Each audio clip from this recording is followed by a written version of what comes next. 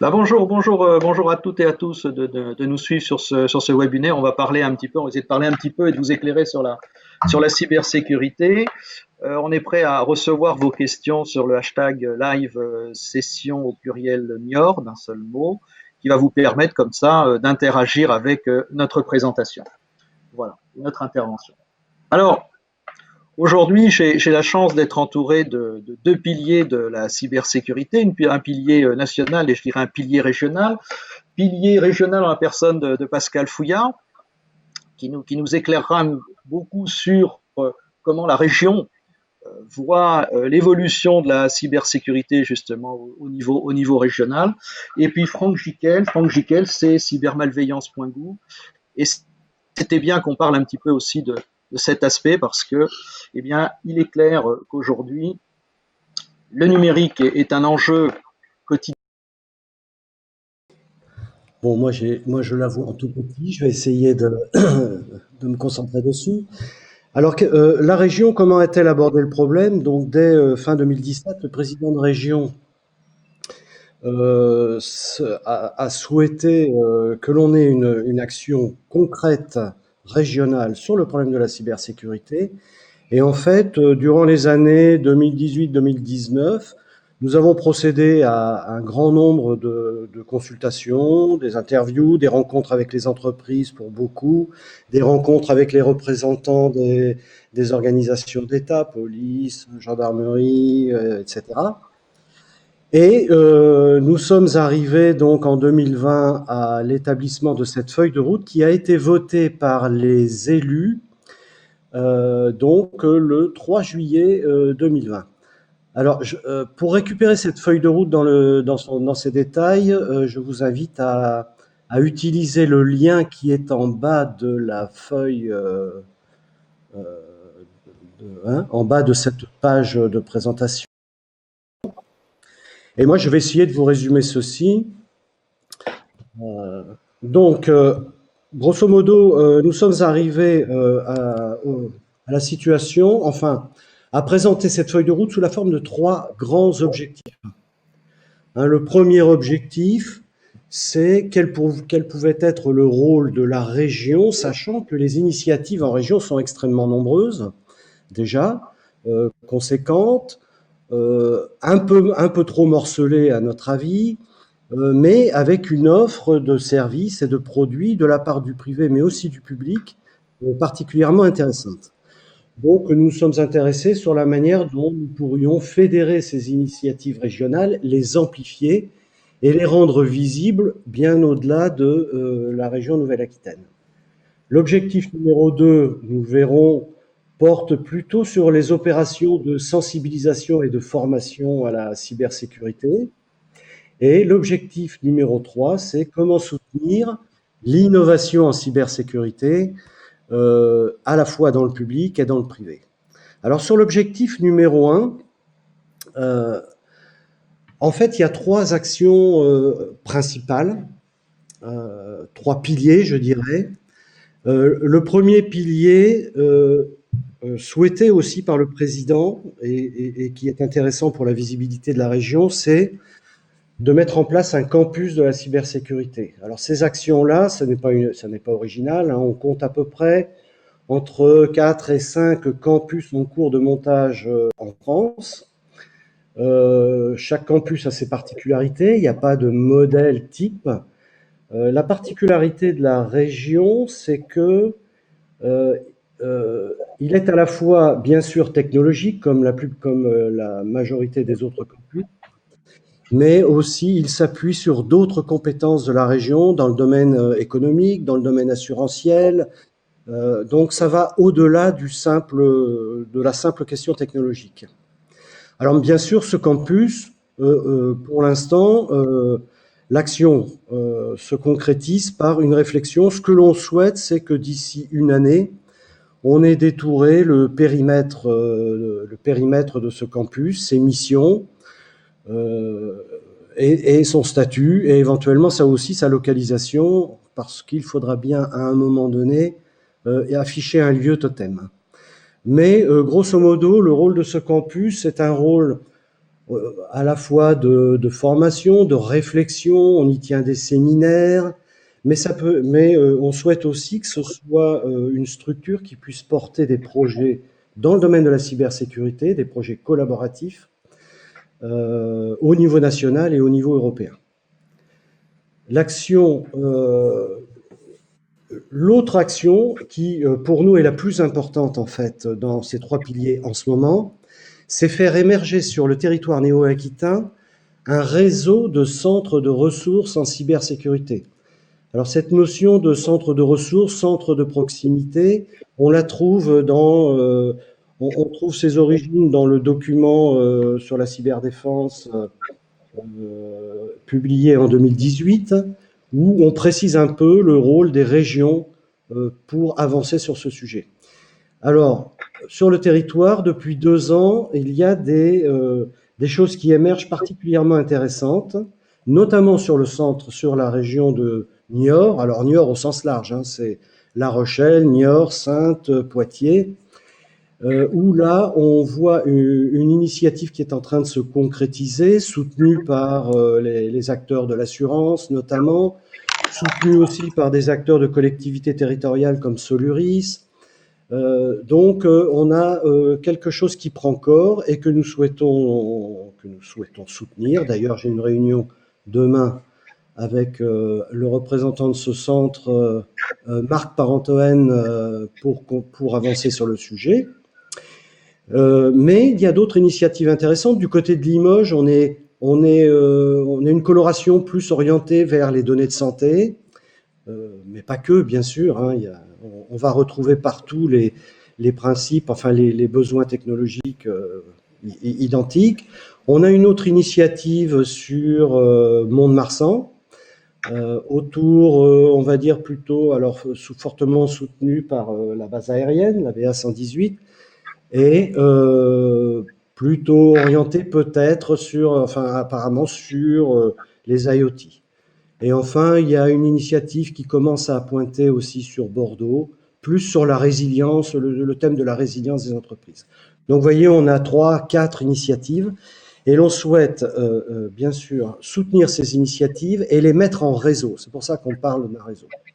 Donc, pour nous, c'est la priorité. Et enfin, pour les piliers, on va mettre en place un conseil d'orientation. Donc c'est un conseil représentatif de la région qui sera l'interlocuteur privilégié de la région pour faire évoluer cette feuille de route. Alors cette feuille de route, elle va s'étaler sur 2020-2022, elle doit évoluer et elle doit se concrétiser. Ensuite, dans les actions, toujours dans ce premier grand objectif, la région a décidé de s'appuyer fortement sur 2 types d'acteurs. Le premier, c'est son agence de développement et d'innovation, ADI, qui bien sûr va nous accompagner pour tout ce qui touche ses compétences au soutien et au développement de l'activité des entreprises. Et un deuxième acteur qui est donc celui-ci associé pour ses compétences sur le domaine technologique, c'est le CLUSIR.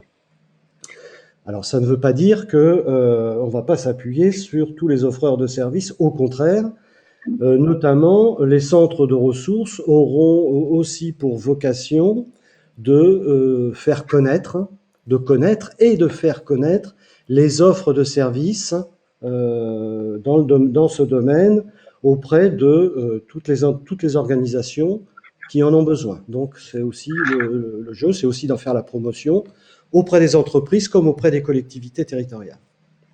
Et auprès du grand public aussi, bien évidemment. Dans ce premier grand volet, je terminerai, parce que je ne vais pas tout balayer, j'espère que vous pourrez télécharger confortablement la totalité des actions. Il y a une action en cours actuellement qui porte sur le rayonnement de la région et donc notre participation au FIC au mois de janvier.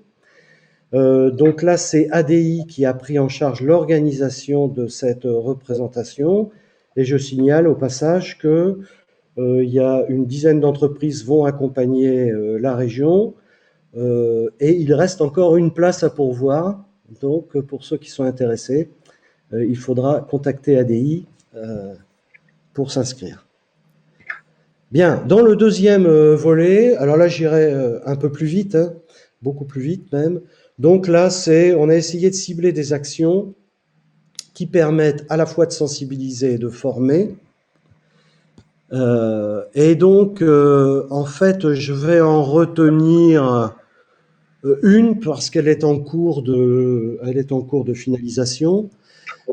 C'est l'action qui consiste à soutenir. Elle est présentée comme les grosses PME et ETI pour l'élaboration de leur politique de sécurité des systèmes d'information. Donc c'est un point qui nous a été fortement poussé par l'ANSSI. Ah oui, au passage d'ailleurs, l'ANSSI pendant ces 2 années a collaboré à pratiquement toutes les réunions que nous avons organisées avec les acteurs socio-économiques et les administrations. Donc là, un marché doit être publié en septembre. On a un petit peu de retard parce qu'on rencontre quelques problèmes juridiques à son élaboration, mais disons en octobre au plus tard, ce marché vise à réaliser en fait pour ces grosses entreprises. Alors grosses entreprises, on va dire plus de 100 personnes à bord, PME et ETI. C'est un diagnostic flash sur quelques jours, 3 à 5 jours, qui permettra d'identifier les priorités avec l'entreprise, les priorités pour sa politique de sécurité et qui, nous l'espérons, initiera dans l'entreprise une vraie démarche de PSSI avec l'élaboration de ce document que nous considérons comme fondamental pour la sécurité de l'entreprise. Voilà. Un autre programme sera initié fin de l'année pour les TPE, les plus petites entreprises, on va dire, TPE et petites PME, et probablement aussi les collectivités territoriales. Donc là, pour l'instant, nous sommes dans la réflexion sur le type de marché ou d'action collective qu'on pourrait lancer pour soutenir, pour faire évoluer la situation, soit sensibiliser directement les PME, soit leur proposer des équipements, des solutions, des services adaptés à leur situation. Donc là, on vise un lot on parle aujourd'hui de 500 TPE, PME à soutenir dans ce cadre-là. Donc ce sont des programmes ambitieux. Pour l'élaboration de la PSSI, on vise une aide d'environ 200 entreprises. Et pour le premier marché, ça sera un premier lot qui portera soit sur 50, soit sur 100. On est encore en discussion avec les services juridiques pour voir ce qu'on est capable pas d'absorber financièrement, mais capable de sécuriser juridiquement. Et enfin, c'est bon. Oui.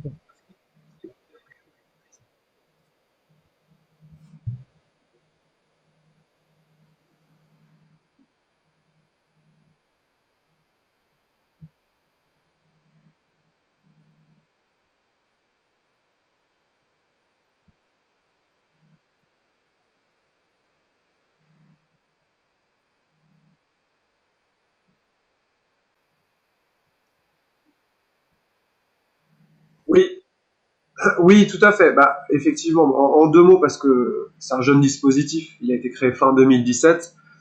Il vise à accompagner donc les particuliers, les entreprises et les collectivités sur les sujets de sécurité numérique, effectivement autour de 3 missions: l'assistance, la sensibilisation et l'observation du risque. Donc, même si la sensibilisation est essentielle, et bien sûr, on produit beaucoup de contenu d'ailleurs, que les spectateurs n'hésitent pas à aller regarder un petit peu ce qui se fait et à utiliser, user et abuser de tous ces contenus. En revanche, effectivement, aujourd'hui, l'idée, c'était peut-être de parler plus de la mission d'assistance, tout aussi essentielle. Et même si c'est pas politiquement correct, effectivement, on parle plutôt d'assistance d'abord, parce que bien souvent, qu'il s'agisse de particuliers ou d'entreprises, bah, ils sont sensibilisés à la force du quotidien et malheureusement de l'incident. Donc il était important de mettre en place un dispositif d'assistance béton. C'est ce qui a été fait avec donc la plateforme et notamment sa version la plus mature, la version 2 de la plateforme qui arrive en début d'année, et qui vise en fait à accueillir de manière très très simple, très pragmatique les victimes. Donc on pense être, que ce soit à titre particulier, professionnel, être victime d'un acte de cybermalveillance, on va se connecter, on va être diagnostiqué en quelques questions assez simples, et là on va soit il y a des dispositifs déjà existants pour ce type de phénomène, on va rediriger, puisque le but c'est de simplifier la lecture justement de l'offre de service aussi derrière et d'être vraiment le guichet unique pour ces publics-là.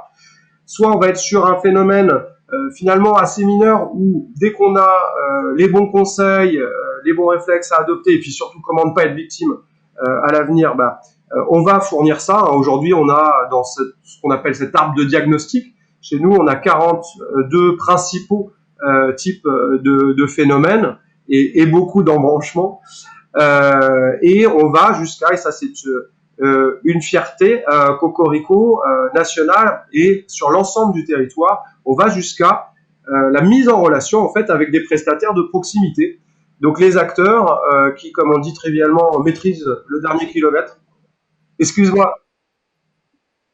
Oui.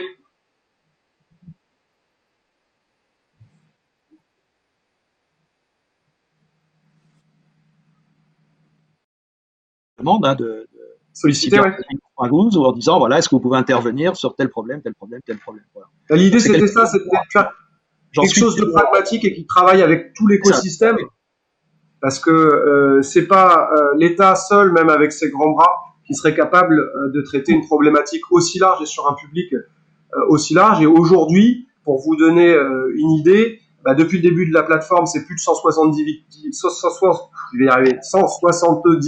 victimes qui ont pu justement être assistées. Donc, et on pense que c'est bien inférieur à la réalité de ce qui se passe en termes de cybermalveillance. Et derrière, c'est en face, maintenant on a passé la barre des 900 prestataires référencés sur le territoire. Mais on retrouve cette volonté de relais locaux dans ce que nous a expliqué Pascal sur la feuille de route de cybersécurité, hein, Pascal. On est vraiment dans cette volonté d'aller au plus près du citoyen et de l'entreprise. Hein. C'est très important. Oui, absolument. C'est pour ça que notre première préoccupation, c'est justement l'émergence de ces centres de ressources. En fait, on commence par le dernier kilomètre. Et d'ailleurs, avec cybermalveillance, on a commencé à discuter de cette situation. C'est comment identifier correctement les offres à proximité, comment les labelliser, mais là, Franck en parlera Oui. probablement. Et voilà. Et après, en fait, c'est du bottom-up. C'est du bottom-up. Et après, on verra comment organiser vraiment la synergie entre tous ces centres de compétences, quoi. Non, mais non, d'ailleurs, l'événement auquel nous participons fait partie de ces relais locaux, comme CMCS en fera partie et en fait déjà partie de La Rochelle. Absolument, CMCS que la région a le grand plaisir de soutenir. Et c'est un événement majeur pour nous. De l'animer, de le partager avec nos amis de Niort, de Mont-de-Marsan et de Bordeaux. Au-delà de ça, Franck, pour revenir, donc on a des prestataires qui sont référencés, mais vous avez depuis le mois de mai lancé un niveau, je dirais, un peu plus haut, si l'on peut dire, de compétences. Alors, bien sûr qu'il va se faire sur plusieurs étapes. C'est une labellisation. Est-ce que tu peux nous en parler un petit peu plus en détail? Parce que c'est aussi autour, et un label, ça peut toujours aussi, bien sûr, servir au développement économique de nos entreprises. Oui, il y a plusieurs enjeux. Déjà, c'est le constat qui est évoqué ici, c'est que la nécessité d'accompagner tout simplement les utilisateurs et de les accompagner forcément avec des acteurs de confiance dont l'expertise est mesurée et aussi aller sur un périmètre plus large. Et c'est tout le constat qu'on a fait. C'est-à-dire qu'aujourd'hui, même si tout reste à parfaire, on est plutôt content de cette version du dispositif. On a des retours des victimes qui sont positives, des prestataires, etc. On voit 2-3 choses à customiser, à faire évoluer, mais globalement, ça fonctionne. En revanche, et c'est une vraie fierté, la population côté prestataire, donc avec laquelle on met en relation les victimes, est extrêmement hétérogène, puisqu'on a tout, depuis la petite société de service à la personne, mais qui est la seule à aller s'occuper de réparer le PC de monsieur et madame tout le monde dans certains villages reculée de France, jusqu'à de la très grosse SS2I. Mais du coup, on a cette même hétérogénéité aussi en termes d'expertise, et pour autant, eh ben, on souhaitait pas écarter sur la plateforme les prestataires référencés qui sont effectivement à un niveau d'expertise plus faible. En revanche, on souhaitait faire sortir un petit peu de la mêlée ceux qui déjà sont à l'état de l'art, et puis commencer à créer un référentiel qui permettrait de donner une grille de lecture aux victimes. Donc là, on va plutôt, pas aux victimes, pardon, aux utilisateurs. Parce que là, on va parler donc d'une cible professionnelle, TPE, PME, collectivité. Là, pour le coup, on n'est pas sur le grand public. Et effectivement, le sujet est plus large que celui de l'assistance et on a souhaité, ça a été le fruit d'un groupe de travail avec notamment les syndicats et fédérations de cette profession, que on parle vraiment de l'accompagnement depuis l'installation jusqu'à la réponse à incident en passant par la maintenance. Donc vraiment le triptyque installation, maintenance, assistance. Et donc on a lancé cette première phase de recrutement justement de prestataires pour lancer publiquement le label au mois de janvier. Donc je pense que ceux qui suivent un peu la communauté cyber devraient envisager la date et l'événement avec lequel ce sera relié. Et on souhaite que le label Expert Cyber, ce soit tout sauf juste le label de cybermalveillance.gouv.fr. D'ailleurs, il n'y a pas dans les exigences obligatoires de la labellisation le fait d'être référencé sur le site. On peut tout à fait, même si à mon sens ce ne serait pas forcément extrêmement pertinent, mais on peut tout à fait être labellisé Expert Cyber sans même faire partie des prestataires référencés sur cybermalveillance.gouv.fr. Il faut que ce label il profite au plus grand nombre et qui permette d'avoir un échelon, pour ceux qui connaissent, entre le référentiel qu'on a à l'heure actuelle, qui est sur une base déclarative, et des référentiels de très haut niveau qu'on peut avoir avec les visas de sécurité de l'ANSSI, mais où pour grande partie des acteurs concernés, leur segment de marché, comme on dit, n'est pas celui des TPE-PME. Alors peut-être un petit zoom, juste, je me permets Didier, pour s'il y a des prestataires de services qui nous suivent, qui sachent un petit peu, là je m'adresse pas à tout le monde, je m'adresse particulièrement à eux, comment faire, s'ils souhaitent se faire labelliser, donc qu'ils se rendent sur www.expertcyber.fr, il y a tous les éléments, en commençant par le référentiel du label qui détaille toutes les exigences afin que vous sachiez si vous êtes éligible et puis ce qui vous attend derrière, parce qu'en fait c'est un audit sur la fourniture d'un audit documentaire, donc vous allez soumettre un certain nombre d'éléments, il y aura une partie QCM technique, mais finalement c'est pas le plus gros de la démarche, et derrière il y a un audit de l'AFNOR, et on est assez content parce qu'en ayant travaillé tout ça avec les syndicats et fédérations, encore une fois, de cette profession, on a réussi à tirer les prix pour avoir une labellisation en dessous de la barre des 1 000 € et qui sera valable pour plus de 2 ans. Donc, on l'espère, accessible au plus grand nombre. C'est pas une histoire de taille, encore une fois, d'entreprise, c'est vraiment une histoire d'expertise afin d'assurer des garanties et une confiance pour les clients finaux.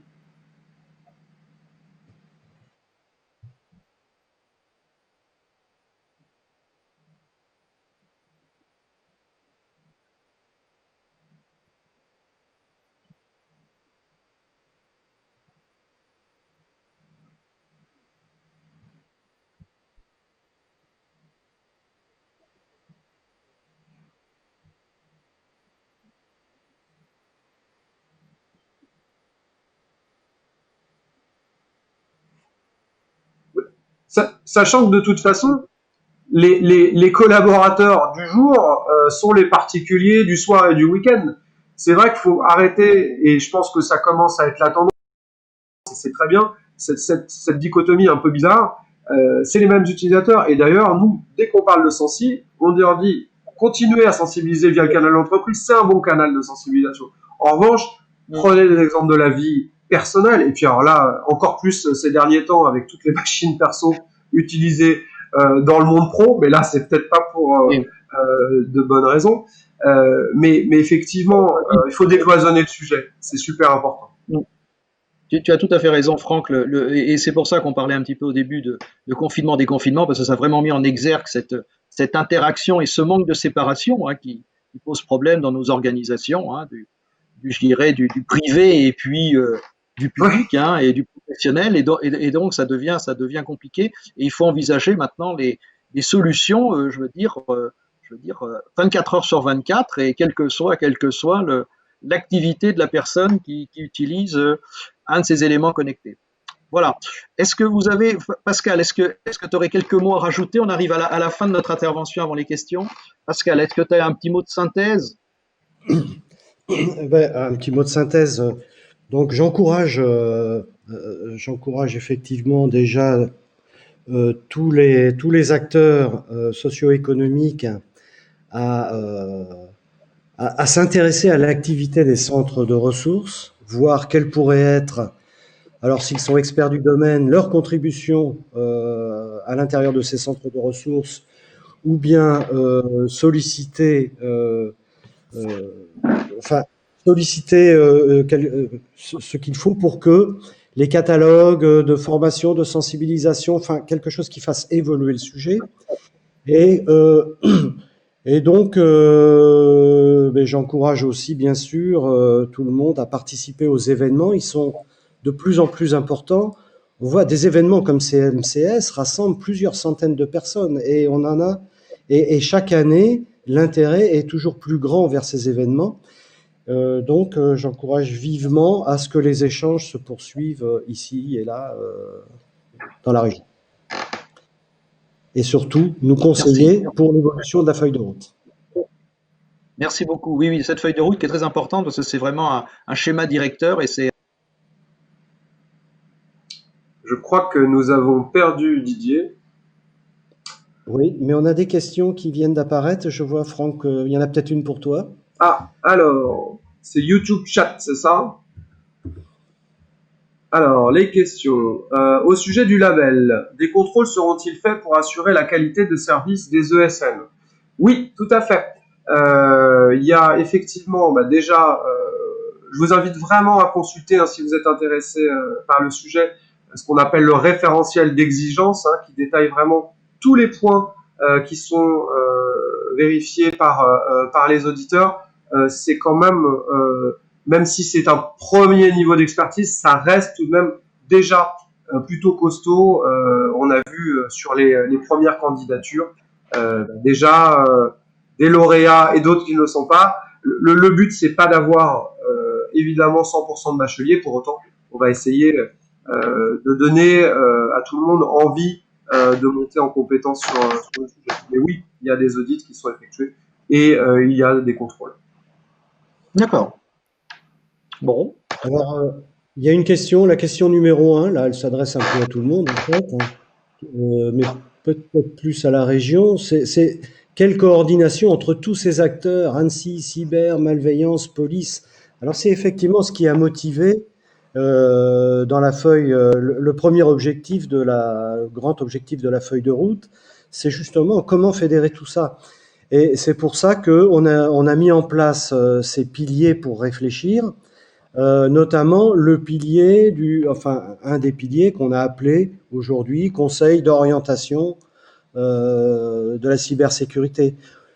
C'est ce conseil qui sera l'instance privilégiée, l'interlocuteur privilégié de la région pour justement structurer ou fédérer ou mettre une bonne synergie entre tous ces acteurs. Tous ces acteurs ont été consultés pendant la phase d'élaboration de la feuille de route. Voilà. Donc il n'y a pas de recette miracle, il y a juste à mettre en place les structures qui se réunissent régulièrement et qui sont force de proposition pour faire évoluer la politique sur le sujet. Moi, je voudrais juste, pour ma part, souligner le fait que, d'une, parce que c'est pas évident quand on voit ça d'extérieur, mais ce ne sont surtout pas, c'est tout sauf des doublons, c'est extrêmement complémentaire, chacun a des missions et des expertises différentes. Et sur la question est-elle vraiment effective, écoutez, oui, puisque ça donne de beaux succès. Nous, typiquement, chez cybermalveillance.gouv.fr, comme j'expliquais tout à l'heure, on est une structure qui fait de l'assistance sur les victimes. On va en aucun cas faire des enquêtes, etc. Ça, c'est pour effectivement la police et la gendarmerie. Puis il y a tout un volet dédié au parquet.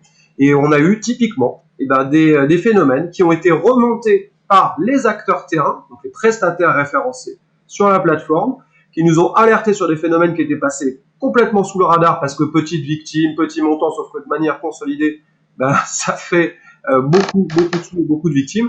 Derrière, le parquet a été alerté, il y a des enquêtes qui ont pu être diligentées parce que justement il y avait du volume, et ils ont chopé les gars, voilà, qui n'étaient pas à l'autre bout de la planète. Donc oui, c'est déjà de belles réussites, et je pense que toutes ces logiques d'écosystème, je les trouve extrêmement modernes et vertueuses, et quand on échange, sans dévoiler quoi que ce soit, Pascal, ensemble, les différentes structures, je pense que ça le démontre bien. La logique d'écosystème est extrêmement vertueuse, à partir du moment où derrière, effectivement, on vise des réalisations, mais en l'état, c'est le cas. Ok, en tout cas, un grand merci à vous deux. Je pense qu'on aurait pu discuter encore des heures entières sur ce sujet qui est passionnant et qui nous passionne surtout, c'est ça. Oui. En tout cas, un grand merci Pascal, tu nous as vraiment éclairé sur voilà, envisager la région sur ces prochaines années. Franck, tu nous as aussi dévoilé beaucoup de choses sur cybermalveillance et son rôle. C'est super important pour tous les gens qui nous écoutent. En tout cas, on va remercier tous nos auditeurs de nous avoir Merci. suivis, malgré peut-être quelques petits problèmes techniques. En tout cas, un grand merci à toutes et à tous de nous avoir suivis. Et puis, on vous souhaite une bonne continuation sur ces live New York sessions. Et puis, au plaisir de reparler et d'échanger avec vous, Pascal, Franck, et puis d'autres acteurs de la cybersécurité. Voilà. Merci. Au Au revoir. revoir. À très bientôt.